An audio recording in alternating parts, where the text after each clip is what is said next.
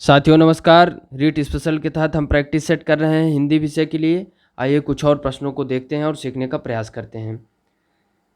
सबसे पहले हम गद्यांश को पढ़ेंगे। आइए गद्यांश को पढ़ें। अलग अलग लोगों के लिए विकास के अलग लक्ष्य होते हैं। जो बात किसी एक व्यक्ति के लिए विकास हो सकती है वह किसी दूसरे के लिए भी विकास हो यह जरूरी नहीं। उदाहरण के लिए किसी डैम का निर्माण एक उद्योगपति के लिए विकास हो सकता है, लेकिन वही डैम उन लोगों के लिए विनाशकारी साबित हो सकता है जिन्हें उस डैम के कैचमेंट एरिया से निष्कासित किया जाता है। अलग अलग लोगों के लिए विकास की अलग अलग ज़रूरतें होती हैं। वे ज़रूरतें उस व्यक्ति की ज़िंदगी की परिस्थिति के अनुसार होती हैं। उदाहरण के लिए किसी दूर दराज के गांव में रहने वाले आदमी के लिए पक्की सड़क का बनना विकास हो सकता है। वहीं दूसरी ओर दिल्ली या मुंबई में रहने वाले किसी आदमी के लिए मेट्रो रेल या एक्सप्रेस वे का बनना विकास हो सकता है। इस तरह से विकास के लक्ष्यों की ज़रूरत पड़ती है जिससे अधिक से अधिक लोगों को फ़ायदा पहुंच सके। प्रति व्यक्ति आय किसी देश की कुल आय को वहां की जनसंख्या से भाग देने पर जो राशि मिलती है उसे प्रति व्यक्ति आय कहते हैं।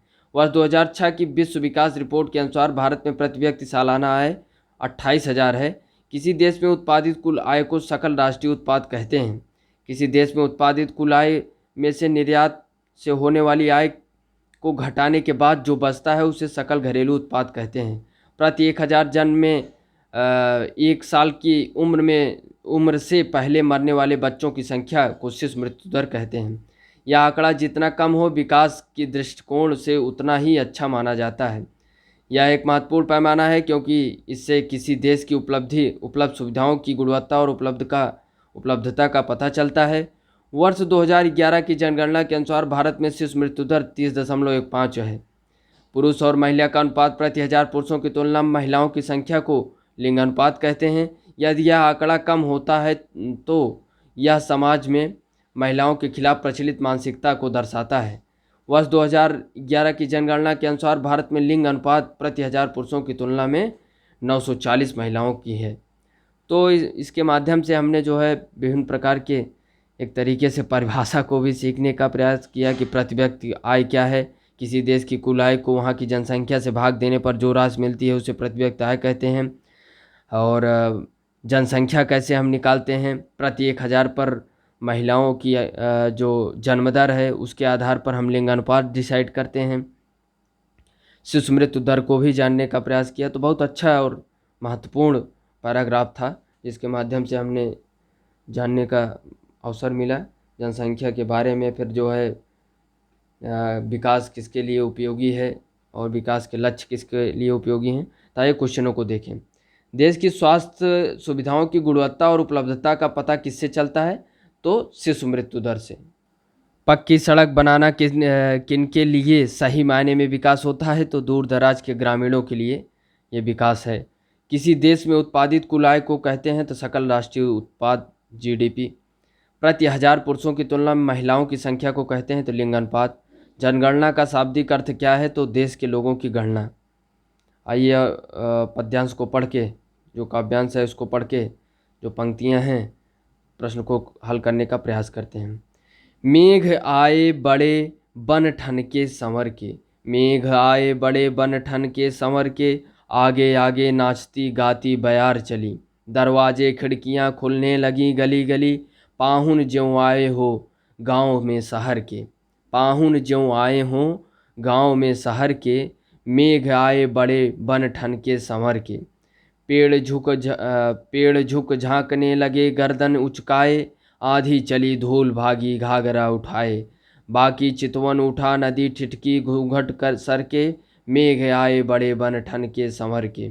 बूढ़े पीपल ने आगे बढ़कर जुहार की, बरस बाद सुधि लीन्ही, बोली अकुलाई लता ओट हो किवार की, हर्ष आया ताल लाया पानी परात भर के, मेघ आए बड़े ठन बन ठन के संवर के। क्षितिज अटारी गहराई दामनी दमकी, क्षमा करो गांठ खुल गई अब भरम की, बाँध टूट झरझर मिलन के अश्रु ढर के, मेघ आए बड़े ठन के बन ठन के संवर के। तो आइए क्वेश्चन को देखें। तो मेघ आए बड़े बन ठन के संवर के पंक्ति किसमें है? तो ये जो है भूरे काले बादल आकाश में घिरे आए हैं, तो उससे संबंधित है। मेघों के आने से लगता है, तो क्या लगता है? मानो गांव में शहर से मेहमान आए हों।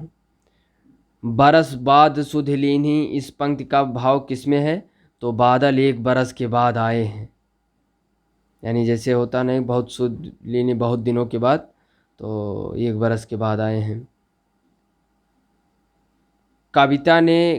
कविता में कौन सा अलंकार है? तो मानवीकरण अलंकार व रूपक अलंकार है।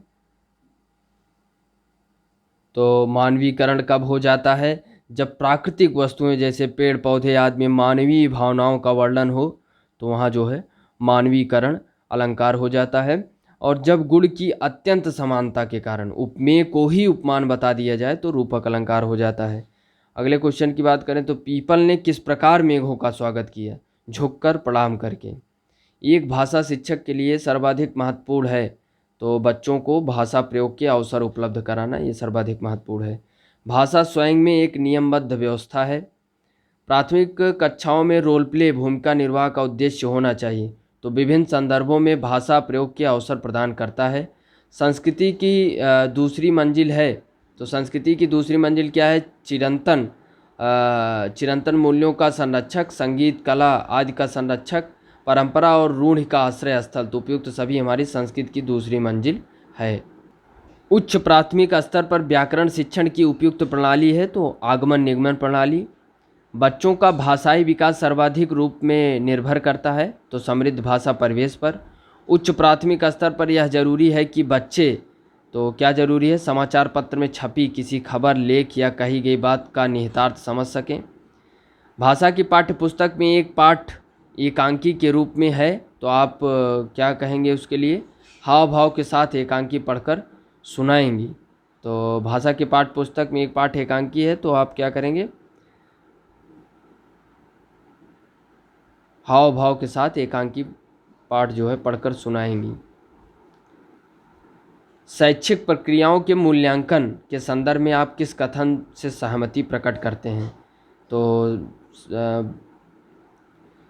इसमें से सही हो जाएगा कि बच्चों के पास और फेल करना वास्तव में व्यवस्थागत विफलताओं को बच्चों के सिर मढ़ना है। तो ये जो है ये सहमति प्रकट करने वाली बात है कि पास या फेल ये व्यवस्था के ऊपर निर्भर है। वहाँ जो है यदि बच्चा फेल होता है तो पूरी व्यवस्था फेल हुई, और यदि बच्चा पास हुआ तो पूरी व्यवस्था सफल हुई, क्योंकि हर उस टीचर की मेहनत सफल हुई। अन्यथा जो है पूरी व्यवस्था फेल हो जाती है। अन्य विकल्पों में सबसे उपयुक्त विकल्प यही है। भाषा का प्रयोग है, तो भाषा का प्रयोग जीवन के विभिन्न संदर्भों में होता है, तो ये उपयुक्त विकल्प है हमारा। कुछ वाक्यों के खंड दिए हैं, उसमें त्रुटि रहित और त्रुटिपूर्ण बताना है। तो आइए पहले वाक्य खंड को देखते हैं। हम लोग को उस सैर में जो आनंद आया वह वर्णनातीत है, कोई त्रुटि नहीं। तो लोग को, तो ये यही गलत हो जाएगा। हम लोगों को तो उस सैर में जो आनंद आया वह वर्णनातीत है। अगले वाक्य खंड को देखें। हमारे देश का विकास हिमालय से हिंद महासागर तक है, कोई त्रुटि नहीं। हमारे देश का विकास नहीं, विस्तार हिमालय से हिंद महासागर तक है। तो ये विकल्प, चूंकि ये त्रुटि पूर्ण है, तो विकल्प ये सही हो जाएगा। महान शब्द की भाववाचक संज्ञा है, तो महान शब्द की भाववाचक संज्ञा महानता। कौन सा शब्द समुच्चय बोधक अव्यय नहीं है? तो आजन्म जो है ये समुच्चय बोधक अव्यय नहीं, बाकी अर्थात, अतएव, अथवा ये जो है समुच्चय बोधक अवयव है। कौन सा शब्द अविकारी अव्यय है? तो धीरे से अविकारी अव्यय है। घर में श्याम से मोटा कोई नहीं, तो वाक्य में वाक्य चयन कीजिए। तो निषेधात्मक वाक्य है।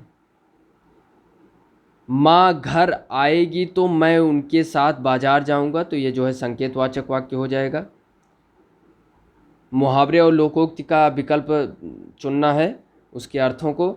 अक्ल का पुतला यानी बहुत बुद्धिमान। सिर हथेली पर रखना वीरता का प्रदर्शन करना।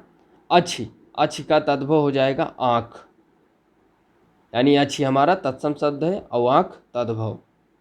तो साथियों, ये रहा हमारा प्रैक्टिस सेट, जिसके माध्यम से हमने कई सारी टॉपिकों को सीखने का प्रयास किया। आगे भी हम हिंदी विषय के लिए और भी टॉपिक को सीखने का प्रयास करेंगे प्रश्नों के माध्यम से जो परीक्षा के दृष्टि से उपयोगी हैं। बहुत बहुत धन्यवाद। जय हिंद।